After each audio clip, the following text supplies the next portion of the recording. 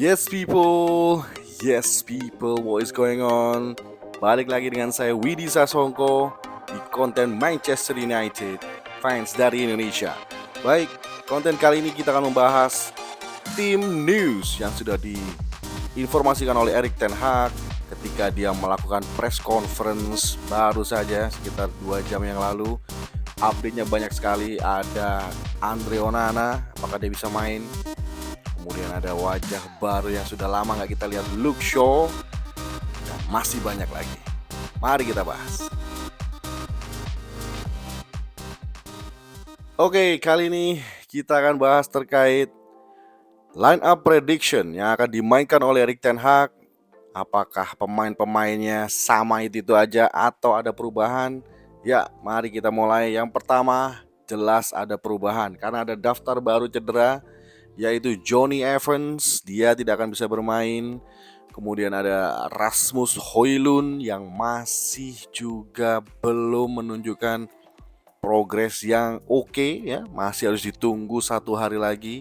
Kemudian ada Christian Eriksen out, Casemiro out. Kemudian ada Tyrell Malacia, Lisandro Martinez juga masih out. Dan ya, sedikit angin segar bagi Erik ten Hag dan juga Manchester United fans karena Luke Shaw sudah kembali terlihat berlatih selama 2 minggu terakhir dan dia ada di squad. Dipastikan Luke Shaw bisa bermain. Kemudian bagaimana dengan goalkeeper yaitu Andre Onana yang mengalami cedera ketika berlaga di AFCON, dan Erik ten Hag menyatakan dia fit dan bisa diturunkan. Oke, jadi ada 2 kepastian yang akan main, Andre Onana, kemudian ada Luke Shaw, kemudian jelas di situ ada Diogo Dalot, Harry Maguire, dan pertanyaannya, siapakah yang akan bermain di back sebelah kiri? Ya, ketika Erik ten Hag ditanya terkait kondisi Jonny Evans, dia menyatakan bahwa Evans sekarang masih cedera, tapi dia akan kembali segera ya. Nah, ini akan memicu konflik berikutnya. Siapakah yang akan dipilih? Apakah Lindelof atau Rafael Varane? Ya, Erik ten Hag ditanya oleh jurnalis, apakah benar rumor Anda dengan Rafael Varane sedang mengalami sebuah masalah dalam hal kerjasama dan juga soal preference, taktik, dan juga pemilihan pemain. Dan Erik ten Hag seperti biasa dengan gelagatnya yang biasa bohong, dia bilang, itu hanya rumor, aku nggak tahu apa yang kamu omongin ya, lu ngaco gitu, dibilang oleh Erik ten Hag. Tapi kita udah sering lihat press conference seperti ini, ketika Erik ten Hag sedikit menelan ludah, dia tandanya berbohong. Oke, dia bohong.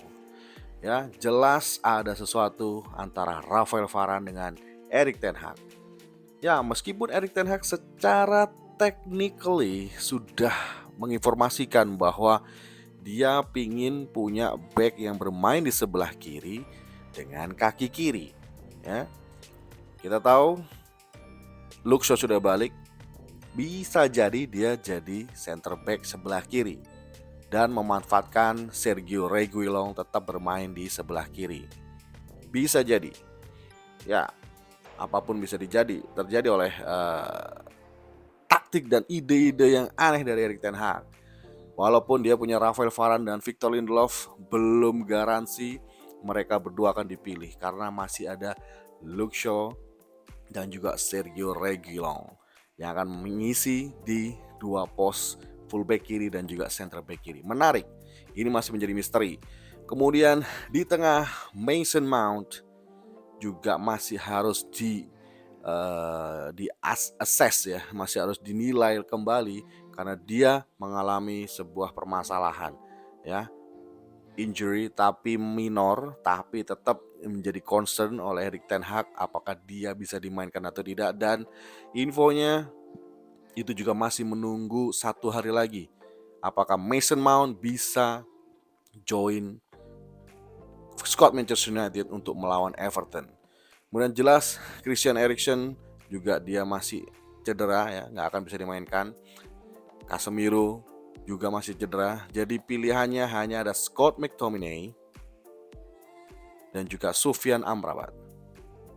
Kayaknya dua double pivot itu akan bermain bersama-sama. Oke, kemungkinan besar Scott McTominay akan didorong lebih ke depan menemani sang maestro Bruno Fernandes ya. Kemudian di kanan sudah pasti Erik ten Hag akan memainkan seorang Anthony Dos Santos karena dia sudah berlatih dengan oke ya. Kemudian di kiri untuk left wing forward ini masih menjadi pertanyaan apakah akan memasang Garnacho atau Marcus Bapuk Rashford. Ya, kalau kita pasang Garnacho maka resikonya akan sangat tinggi karena di hari Kamis atau Rabu waktu Inggris, Manchester United akan melawat ke kandang Galatasaray di mana Marcus Rashford sudah kena kartu merah dan gak akan bisa bertanding di Liga Champions melawan Galatasaray di kandang Galatasaray. Kemungkinan besar Garnacho akan disimpan dan memainkan Marcus Rashford di mana dia available, lebih fresh ya, karena dia hanya bermain sebentar ketika melawat ke kandang Copenhagen. Oke. Di tengah, striker tengah ini akan jadi suatu dilema ya. Erik ten Hag kehilangan Rasmus Højlund dan dia belum bisa memastikan, tetapi Rasmus Højlund sudah berlatih secara terpisah dengan tim, dan Erik ten Hag mengatakan ini masih harus diassess apakah Rasmus Højlund akan dipaksa bermain melawan Everton. Kalau menurut pendapat gue, dia akan pasang Martial. Sangat risiko karena kita butuh ketajaman Rasmus Højlund di laga super penting melawan Galatasaray. Oke, kita pengen dia fit 100% untuk bisa berkontribusi 100%. Tapi balik lagi men, Erik ten Hag ini pelatih yang punya ciri khas gak suka gonta-ganti komposisi. Ya, dia gak suka gonta-ganti komposisi pemain. Si A dipasangin si B dipasangin si C pasangin sama si A. Itu dia gak terlalu favorit. Maka dari itu, itulah alasan-alasan kenapa Scott McTominay pasti main, Harry Maguire pasti main. Karena satu hal, mereka selalu fit. Dan yang jarang main, Mason Mount. Angin-anginan, sering cedera. Rafael Varane, dia oke, tetapi dari 5 pertandingan dia pasti akan cedera. Dan ini mengganggu ritme tentang bagaimana bermain secara bersama-sama. Nah ini dihindari oleh Erik ten Hag, sehingga kemungkinan Rafael Varane gak akan dimainin, Mason Mount gak akan dimainin ya. Menarik, cadangan sudah pasti ada Kobbie Mainoo, Hannibal Mejbri yang akan siap sedia ketika dibutuhkan di lini tengah untuk memberikan opsi penyerangan yang lebih oke apabila terjadi dead end. Oke, dari kedalaman skuad, Erik ten Hag memiliki opsi yang sangat tipis. Ya, cadangan ada Garnacho, kemudian ada Hannibal Mejbri, Kobbie Mainoo, either Reguilon, Lindelof yang akan jadi cadangan, atau Varane dan juga Luke Shaw. Apakah Erik ten Hag akan gambling memaksakan Luke Shaw? Karena kita jelas butuh kreativitas dari fullback sebelah kiri Manchester United. Ya, jadi kedalaman dari Erik ten Hag di setiap posisi ini masih kurang. Dan dia harus mengandalkan pemain-pemain reguler dia yang biasa bermain, bisa diandalkan dan anti cedera. Oke, menarik dari sisi Everton, Amadou Onana, gelandang tengah ini yang tinggi ini menderita cedera ketika dia membela timnas Belgia dan dia nggak bisa join, tapi siap digantikan oleh Andre Gomes ya, yang baru saja balik dari cedera. Dan gue nggak yakin Andre Gomes bisa langsung on fire nyetel karena dia sudah lama cedera. Dan Everton dengan posisi dia kena hukuman dikurangi 10 poin ya, dari 14 poin dia tinggal 4 poin, duduk join terbawah dengan Burnley. ini akan menjadi sesuatu apakah semangat yang positif atau menjadi sesuatu pukulan bagi skuad Sean Dyche Everton. Menarik untuk kita lihat. Apapun itu, Erik ten Hag dan skuad tidak boleh anggap remeh Everton. Oke?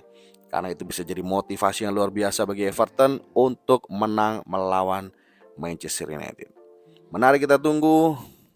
Dan sebelum Everton melawan Manchester United, akan ada laga seru Man City lawan Liverpool dan juga Newcastle lawan Chelsea. Wow, kita akan sangat terhibur oleh liga yang berkualitas.